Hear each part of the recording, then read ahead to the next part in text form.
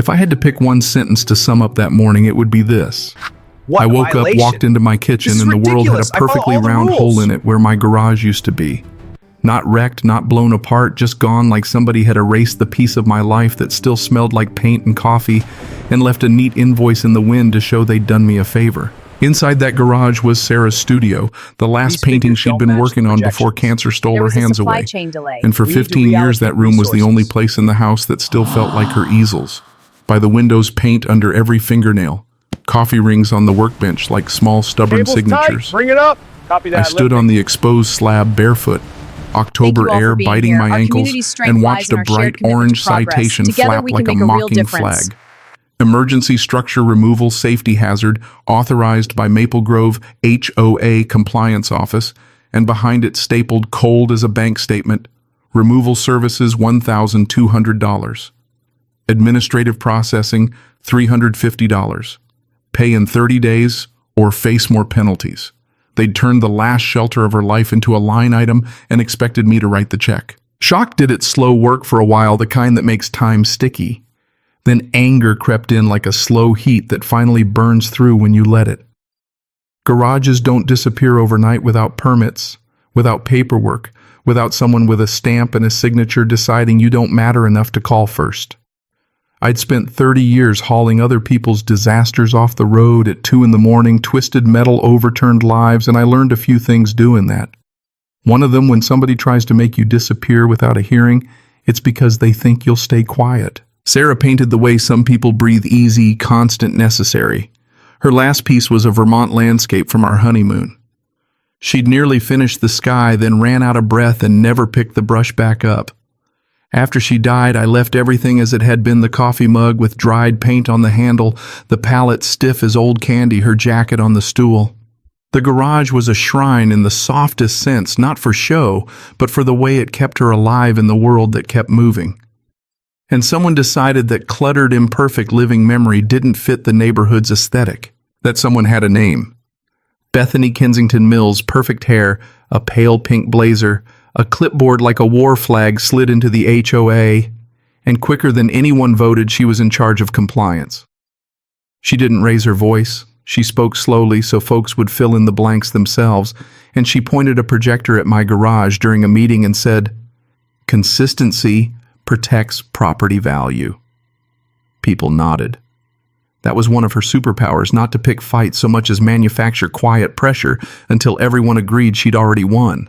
3 days after she first noticed my garage, a neat, polite notice was taped to my door. Non-conforming accessory structure, 14 days to comply. I went to the county records. Margaret at the permits desk pulled out the old folder stamped and legal since 1987. Nothing had changed. The county had never been called, but the letters kept coming: setback review, roofing material compliance, sightline obstruction, and neighbors who used to wave now just nodded and kept their distance. Bethany was doing her work and doing it with surgical silence. I installed cameras not to spy, but to document. 2 days later, a deputy came by after a neighbor complained about surveillance aimed at a house. He watched the feed, shrugged, and told me to keep recording. That night, orange cones and a laminated fire lane no parking sign showed up across my driveway. The fire chief pulled it down himself. He hadn't issued it. Still, the pressure built, and I realized by then it wasn't just about a gaudy little garage, it was about control. Bethany wanted me gone, and she was busy learning how to make that happen without anyone noticing the hands on the levers. I almost missed the next scene because I'd gone out of town for my daughter Katie's birthday weekend. Good thing she made me leave. Sunday night I came home and the slab was open to the sky. Tire tracks, splintered wood drywall dust like dry snow, a smear of blue paint as if someone had dragged a brush through dirt. Another citation stake was hammered into the ground: emergency removal, immediate hazard sign by Maple Grove. And I felt the world tilt in a way grief had exhausted me into not expecting anymore. I drove to the county transfer yard because of course I did.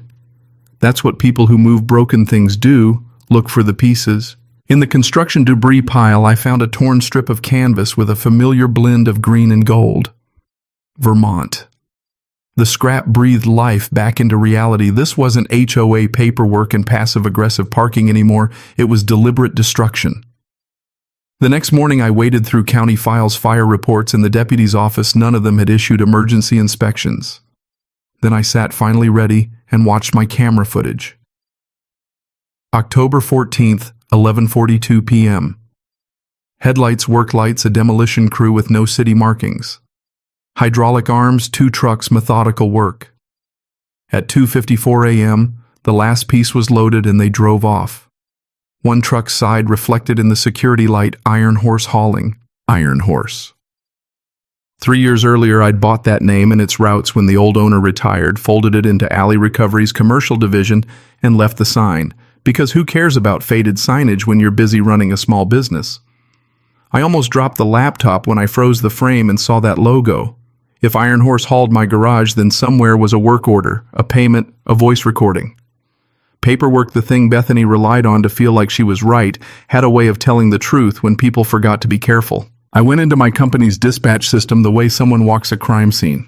There it was, October 14th, residential structure failure priority, immediate client authorization, Maple Grove Residential Association, attention compliance office, authorized by B. Mills.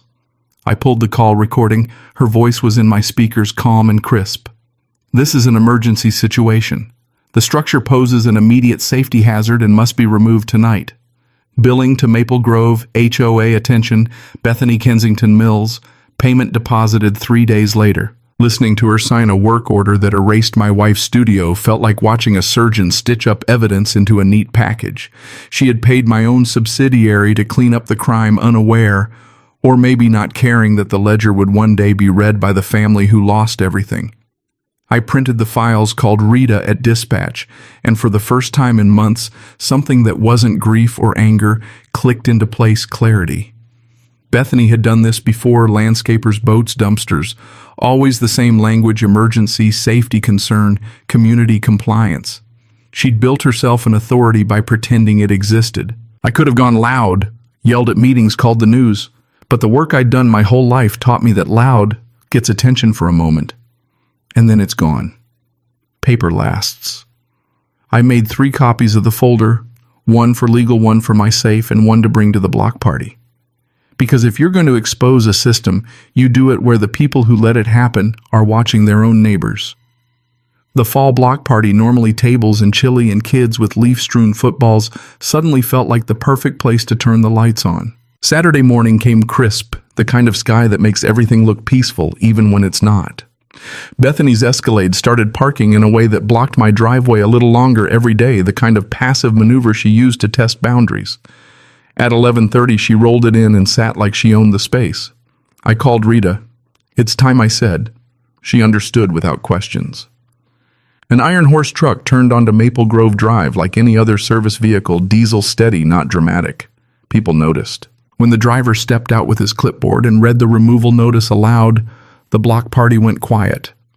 I pressed play on my phone and let Bethany's voice fill the cul-de-sac. The structure poses an immediate safety hazard and must be removed tonight. I laid out county records, fire department logs, the dispatch tape. Her face went still like a photograph, finally realizing it wasn't staged. Jerry, the driver, hooked the Escalade and lifted it right off her driveway while the neighborhood watched. Deputy Rodriguez took the folder and started asking questions that weren't rhetorical anymore. The moment wasn't cinematic in the way movies make justice look. It was quieter, more like balance returning to a scale that had been tipped for too long. No triumphant music, no gloating, just a slow, inevitable reordering. Bethany resigned through her lawyer a few weeks later. Investigations rolled forward, some civil suits, some criminal reviews, a lot of paperwork, finally meeting people who couldn't pretend it was only about aesthetics. The HOA reformed. Neighbors started talking again instead of nodding. They reimbursed reconstruction costs. They started the Sarah Alley Memorial Art Fund with leftover settlement money and donations, small art scholarships, supplies for schools, weekend classes at the rec center. Nobody gave me a statue or a parade, just a brass plate set into the new studio's polished slab that reads her name. In early spring, when the new studio finally went up, I carried her easel back in and set it where the light always fell. Same direction, same quiet morning blessing, and the first brush stroke I made after all that felt like remembering how to use my hands. If there's a lesson here, it isn't dramatic or righteous sounding. It's simple. When people try to use rules as a weapon, the rules can also be the way to stop them. Truth doesn't have to shout to be heard. It just has to be where people can see it. And there's another truth that sits next to it. People who believe power is the ability to rearrange other people's lives for their comfort rarely realize the permanence of consequences until those consequences knock on their own door. 3 years later, I don't spend much time thinking about Bethany.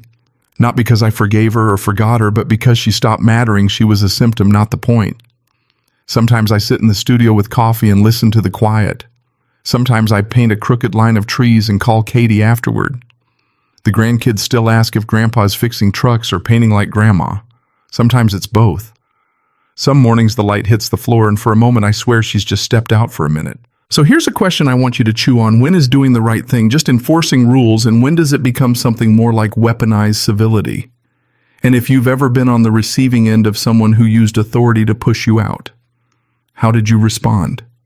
Did you fight back, walk away, or find a way to turn their own tools into evidence? Tell me your take, were they right? Was it justice or was something uglier going on? Drop your story in the comments. Share what you think about power and who it belongs to. And if you've got a moment, tell someone you know to keep an eye on how rules are being used in their own neighborhood. Cảm ơn các bạn đã xem video.